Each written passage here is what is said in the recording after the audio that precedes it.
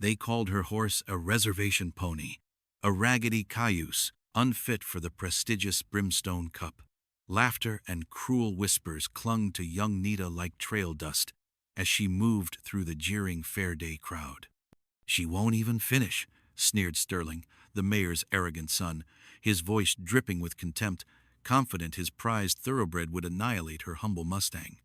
But in Nita's quiet, steady gaze, a fire burned, a silent vow. The townsfolk of Brimstone Pass saw only an outsider, a girl to be dismissed. They didn't know about the wind that lived in her Mustang's heart, or the ancient secrets she carried, whispered down through generations. Brimstone Pass was about to learn that the fiercest storms, the most unexpected triumphs, often arrive in the most unassuming packages. This wasn't just a race, it was a reckoning. Nita and her grandfather Kai carved out a life on the very edge of Brimstone Pass, where the settled land gave way to the untamed prairie. Their days were measured by the rhythm of the seasons, their small cabin a testament to resilience. Kai, a man whose weathered hands remembered the feel of war ponies and the deep secrets of the horse clans, had passed his profound understanding to Nita. He taught her to read the flicker of an ear, the shift of weight, the breath of a horse, to listen with more than just her ears. Her buckskin Mustang Windchaser was not merely a possession, he was kin. Rescued as a starving colt, he'd grown into a creature of surprising stamina and spirit, his bond with Nita woven from shared dawns and silent understandings. He was an echo of the wildness they both carried within. The Brimstone Fair, with its promise of a substantial prize for the grand race, was a beacon of hope. A brutal winter had thinned their meager reserves, and the coins would mean survival, a small measure of peace. But for Nita, it was more. It was a chance to stand against the tide of scorn, to prove the worth of her heritage, and the spirit of a horse born of the plains, not of pampered stables. Her quiet demeanor was a shield, but behind it, her mind was a keen blade, always observing, always learning, a skill honed by necessity and Kai's teachings. She saw the truth in the spaces between words, in the flick of an eye, a skill the loud, confident townsfolk often overlooked. The fairgrounds buzzed like a disturbed hive when Nita and Kai arrived to register Windchaser. The air, thick with dust and anticipation, also carried an undeniable chill of disdain directed their way. Sterling, resplendent atop his gleaming black thoroughbred monarch, didn't even try to hide his contempt. Mayor Thorne, his father, a man whose tailored suit couldn't hide his coarse nature, smirked from the sidelines. "Surely you jest," Sterling drawled, his voice carrying easily, designed to humiliate. "Bringing that field scrub to compete against Monarch? This is the Brimstone Cup, not a children's pet parade." He looked Nita up and down, a sneer twisting his lips. "Some creatures simply don't belong in polite company." Mr. Grumbles, the race official, already sweating under the invisible weight of the mayor's expectations, wrung his hands. "Ah, miss, the committee is very particular. We must maintain a certain pedigree. Your mount, is he officially papered?" His eyes darted nervously towards Mayor Thorne. Kai stepped forward. He was an old man, his frame spare, but his presence radiated an unbroken dignity that made Mr. Grumbles stammer. "My granddaughter rides with the spirit of her ancestors. Her horse carries the wind of the high plains. They are worthy." Mayor Thorne let out a dismissive scoff. "Sentiment is admirable, old man, but it doesn't win races. Grumbles, we can't be seen to lower our standards." Nita's voice, though quiet, cut through the tension. "We meet all stated requirements. Windchaser is sound and fit. We are here to race." Her gaze unwavering met the mayor's, then Sterling's, then settled on Mr. Grumbles. There was no defiance in it, only an unshakable certainty. Reluctantly, with a sigh that spoke volumes of his predicament, Mr. Grumbles pushed the entry ledger towards her. As Nita carefully printed her name, Sterling's mocking voice boomed again. $100, says the squaw's pony, doesn't even make it past the first turn. Any takers for that easy money, boys?" His cronies roared with laughter. Nita finished, her hand steady. She pushed the ledger back.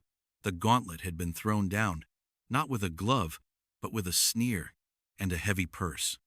The weight of their scorn settled on her shoulders, but instead of crushing her, it firmed her spine. A trail of pointed remarks and thinly veiled insults followed Nita as she moved through the fair, preparing Wind Chaser. "Imagine the gall," one richly dressed woman commented to another, just loud enough for Nita to hear. "If that thing spooks, it could endanger the real racers." Sterling and his companions seemed to materialize at every turn, their laughter a constant, grating reminder of her outsider status. During the mandatory pre-race parade around the track, Sterling deliberately maneuvered Monarch alongside her. With a subtle, cruel flick of his reins, he guided his powerful horse through a patch of fresh mud, sending a dirty spray to spatter Nita's worn dress and Wind Chaser's flank. An ugly chorus of snickers rose from Sterling's admirers. "My deepest apologies," Sterling said, his tone anything but apologetic. "Monarch can be so spirited around lesser animals." Nita's knuckles whitened on Wind Chaser's lead rope. A hot retort sprang to her lips, but she bit it back, her energy flowing instead into a soothing murmur for Wind Chaser, who had startled at the sudden splash. Her eyes, however, narrowed almost imperceptibly, cataloging every detail. Monarch's nervous, dancing steps, the sheen of sweat already on his neck despite the minimal exertion. The way Sterling constantly fought him with the bit. There was power there, yes, but also a brittleness. Kai watched from the rail, his face like carved granite. He caught Nita's eye, a flicker of shared understanding passing between them. Later, as Nita was gently sponging the mud from Wind Chaser's coat, Kai approached. He pressed a small, soft leather pouch into her hand. It was old, smoothed by time, and carried the faint, earthy scent of sage and something wilder, more secret. "Your grandmother wished you to have this," he said, his voice a low rumble. "For strength, for clarity. The old ways remember what the new world forgets." Nita clutched it. The familiar weight, a comfort, a connection to a power Sterling and his kind could never comprehend. As twilight painted the sky, casting long, eerie shadows across the emptying fairgrounds, Nita's unease grew. She saw Sterling in a hushed, intense conversation with a weaselly stable hand, the kind of man who lingered in shadows. A few silver coins exchanged hands, and the stable hand's gaze darted towards Wind Chaser's stall. It was a quick, guilty movement, but Nita's heightened senses caught it. The open contempt was one thing. This clandestine meeting felt far more sinister. Her quiet observation had just turned into active suspicion. Sleep refused to find Nita that night. The image of Sterling's sly grin and the stable hand's shifty eyes played over and over in her mind. An ancient instinct, honed by generations who had learned to survive by reading the subtle signs of danger, screamed a warning. She rose, the small leather pouch cool in her palm, and gently woke Kai. "Grandfather, something is wrong. We must see to Wind Chaser." Kai needed no explanation. Together, they moved like shadows through the sleeping fairgrounds. Near Wind Chaser's stall, a faint rustling sound stopped them. Nita's breath caught. Through a gap in the boards they saw him. The stable hand Sterling had paid. He was hunched over, sprinkling something into Wind Chaser's hay. Kai moved with the silent swiftness of a striking hawk. The stall door slid open. The stable hand whirled, his face a mask of terror in the dim moonlight, a small dark bag falling from his nerveless fingers. He didn't wait for a word, scrambling past them and vanishing into the night like a spooked coyote. Nita rushed to Wind Chaser, her hands flying over his legs, his body, searching for any sign of harm. The Mustang whickered softly, nudging her shoulder, but he was agitated, his ears flat. Kai picked up the dropped bag. He emptied it into his calloused palm.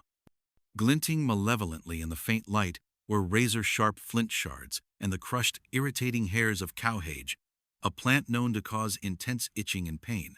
A cold, hard fury solidified in Nita's chest. This was beyond mockery. This was a cowardly, vicious attempt to cripple her horse, to destroy her one chance. She looked at Kai, her eyes like chips of obsidian. His own reflected a deep, sorrowful anger, but also an iron resolve. They meticulously cleaned the stall, ensuring every trace of the dangerous material was gone. Nita stayed with Wind Chaser, her soft voice and steady presence gradually calming him, until his breathing evened out. The attack had failed, but it had stripped away any lingering naivety. This race was now a battle. Race morning dawned bright and clear, the stands already overflowing. A nervous energy crackled in the air. Just before the riders were summoned, Mr. Grumbles scurried onto the track, clutching a newly drawn map, his face pale.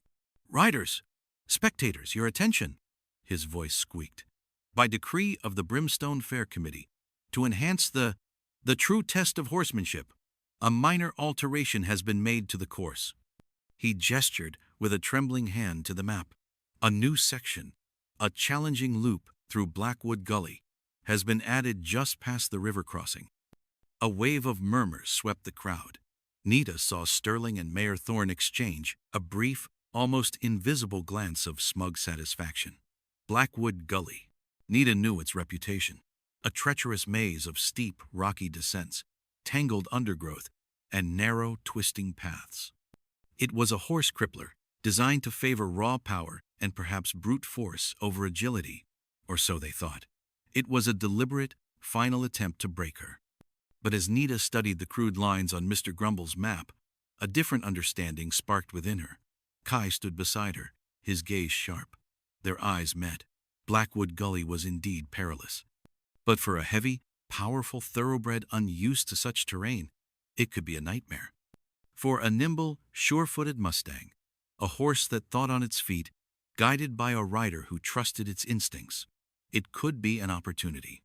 The very trap designed to ensnare her might just become her path to an impossible victory. The small leather pouch felt warm in her hand. The starter's pistol fired, its sharp crack echoing across the plains, and the race exploded into being. A tidal wave of horseflesh and frantic energy surged forward. Sterling, on the mighty Monarch, shot to the lead as if fired from a cannon, his black stallion stride devouring the track. The other thoroughbreds, a kaleidoscope of silk and speed, thundered in his wake. Nita and Windchaser were immediately engulfed in the churning dust and chaos of the pack. "Hold him, Nita! Hold him steady!" Kai's voice called out, barely audible above the roar. She focused, letting Windchaser find his pace, not pushing him, conserving every ounce of his remarkable stamina. From the stands, she was already a forgotten speck, lost behind the glamorous frontrunners. Mocking laughter drifted from the rails. "There goes the reservation pony! Last I'll see of her!" But Nita wasn't racing their race. Not yet. As the leaders hit the treacherous entrance to Blackwood Gully, their smooth rhythm shattered. Monarch, driven hard by a determined Sterling, stumbled on the loose shale, nearly unseating his rider. Sterling cursed, his face contorting with fury as he fought to regain control. Other pampered racers faltered, their riders sawing at the reins, their horses' eyes wide with alarm on the unfamiliar broken ground. This was Nita's moment. "Now, Windchaser," she whispered, her voice a thread of sound against his ear. "Show them what the wind can do." She guided him not with force, but with a subtle shift of her weight, a gentle pressure of her knees. The language they both understood. Windchaser responded as if he were an extension of her own thoughts, his compact body alive with an uncanny grace. He danced through the rocks, his hooves finding purchase where it seemed impossible, navigating the twisting, root-snarled path with breathtaking agility. As they plunged deeper into the gully, Nita's hand went to the leather pouch. Kai's words echoed in her mind. "The old ways remember." She opened it. Inside, the finely crushed herbs, a blend known only to her grandmother's people, released a faint, earthy aroma. When the moment was right, as they passed a struggling rider whose horse was already on edge, she let a tiny pinch drift into the air. It was a scent imperceptible to humans, harmless to a horse like Windchaser, accustomed to the myriad fragrances of the wild. But to the finely tuned nerves of a sheltered thoroughbred, it was an unexpected, irritating disruption. One by one, the horses ahead of her began to show signs of distress. Monarch, especially, became increasingly difficult for Sterling to manage. The big stallion tossed his head, fighting the bit, his powerful strides becoming erratic, his focus shattered by the unfamiliar terrain, Sterling's heavy hands, and now, this nagging, unseen irritant in the air. Sterling's frustration mounted, his riding becoming more brutal, less effective. Meanwhile, Nita and Windchaser moved with a quiet, relentless efficiency. They weren't just surviving the gully, they were mastering it. When they burst from the gully's shadows back onto the main track, the crowd gasped. The scruffy Mustang and the quiet girl were no longer trailing. They were contenders, astonishingly close to the leaders. A stunned silence fell upon the stands, quickly replaced by a rising roar of disbelief and dawning excitement. Sterling, his face a mask of apoplectic rage and disbelief, heard the change in the crowd. He risked a backward glance, and his eyes widened in horror. Nita was gaining. She was gaining.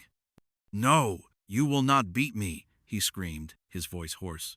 In a desperate, illegal maneuver, he yanked Monarch sharply to the side, trying to ram Windchaser to force Nita off course. But Nita had anticipated his desperate move.